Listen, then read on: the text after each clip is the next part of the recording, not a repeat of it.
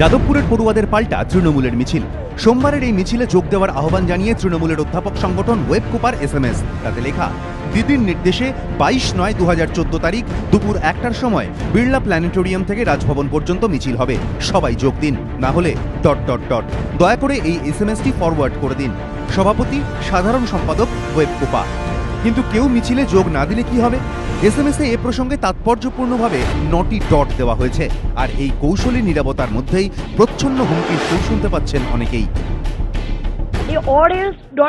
পরে রীতিমতো থ্রেট দিচ্ছে বলেই মনে হচ্ছে যে যদি এটা একটা খুব ডেঞ্জারাস মনে হচ্ছে, এটা একটা খুব ভয়ঙ্কর লাগছে এই ব্যাপারটা।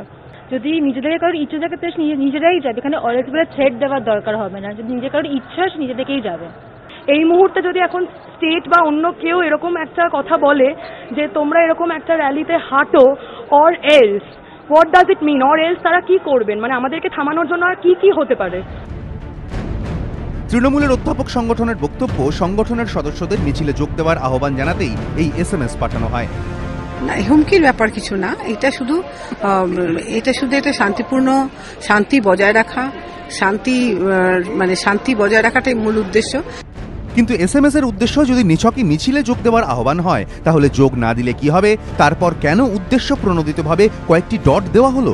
পরিণতি কি হতে পারে তা SMS-এ না বলেও কি অনেক কিছু বলে দিল না ওয়েবকুপা? প্রশ্ন নানা মহলে।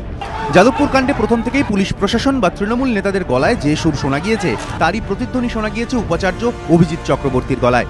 বিরোধীদের দাবি, উপাচার্য আসলে তৃণমূলেরই লোক। ওয়েবকুপার SMS-এর পর শাসক দলের সঙ্গে উপাচার্যের সম্পর্ক আরও প্রকটভাবে প্রকাশ্যে এলো বলে মনে করছেন বিশ্ববিদ্যালয়ের পড়ুয়ারা। অর এলস দিয়ে কিছু হবে না, কারণ যখন সাধারণ লোক আওয়াজ তোলে তখন তাকে আটকানো যায় না।